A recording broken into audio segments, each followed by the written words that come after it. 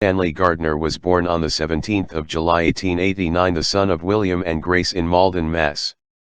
I would like to tell you that his birthday is shared by my best pet Max and Phyllis Diller. When he was very young he moved to California, graduating from Palo Alto High School in 1909.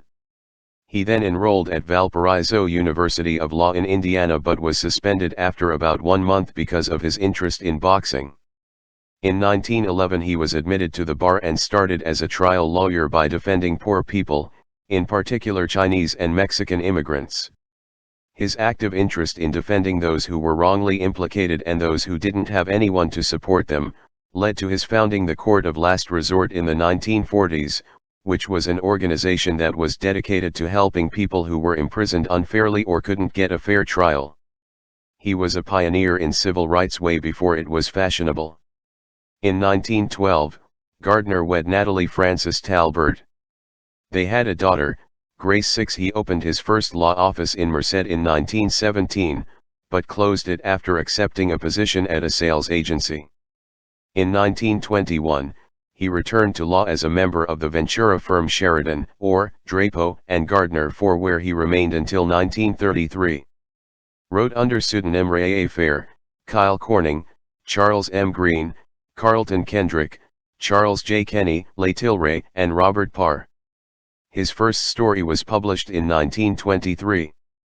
He created many series characters for the pulps, including the ingenious Lester Leith, a parody of the gentleman thief in the tradition of A.J. Raffles, and Ken Corning, crusading lawyer, crime sleuth, and archetype for his most successful creation, Perry Mason. While the Perry Mason novels seldom delved deeply into characters' lives, the novels were rich in plot detail which was reality-based and drawn from his own experience. Under the pen name A. Fair, Gardner wrote a series of novels about the private detective firm of Cool and Lamb. In another series, District Attorney Doug Selby litigated against attorney Alphonse Baker Carr in an inversion of the Perry Mason scenario.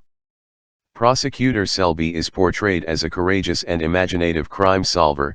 His antagonist A.B. Carr is a wily shyster whose clients are invariably as guilty as hell. Gardner remained with Sheridan, or Drapo, and Gardner until 1933, when The Case of the Velvet Clause was published. Much of that story is set at the historic Pierpont Inn near his law office. 7. In 1937, Gardner moved to Temecula, California, where he lived for the rest of his life.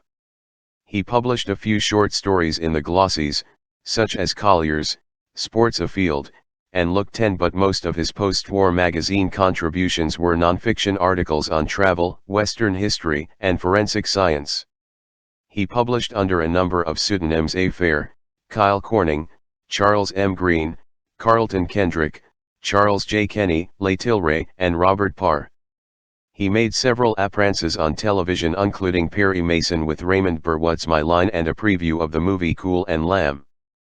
Gardner also created characters for various radio programs, including Christopher London, 1950, starring Glenn Ford, and A Life in Your Hands, 1949 to 1952.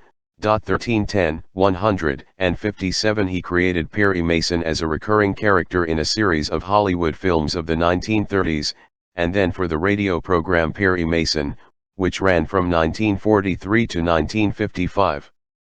In his personal life he married Natalie Talbert in 1912, Their only child, Natalie Grace Gardner 6, was born in Ventura, California, on January 25, 1913. Gardner and his wife separated in the early 1930s, but did not divorce, and in fact their marriage lasted 56 years, until Natalie's death in 1968. After that, Gardner married his secretary Agnes Jean Bethel. Gardner's daughter, Natalie, was married twice. Firstly, Alan Robert McKittrick, January 23, 1900 to November 23, 1962, with whom she had 2 children, Valerie Joan Naso, née McKittrick, August 19, 1941 to November 12, 2007, and Alan G. McKittrick. Secondly, 2 years after McKittrick's death, in 1964, Natalie remarried to Anthony Toby Naso, March 20, 1916 to October 7, 1996. After her death on February 29, 2004, aged 91, Mrs. Naso was buried next to her second husband in the West Line Street Cemetery. Gardner's widow died in 2002, aged 100, in San Diego. She was a member of Jehovah's Witnesses. She is survived by her brother, Norman Walter. A scattering of ashes was planned. Gardner died of cancer diagnosed in the late 1960s 19 on March 11, 1970, at his ranch in Temecula. 620 The best-selling American writer of the 20th century at the time of his death. 6 His death followed by 5 days that of William Hopper, who played private detective Paul Drake in the Perry Mason TV series. Gardner was cremated and his ashes scattered over his beloved Baja California peninsula.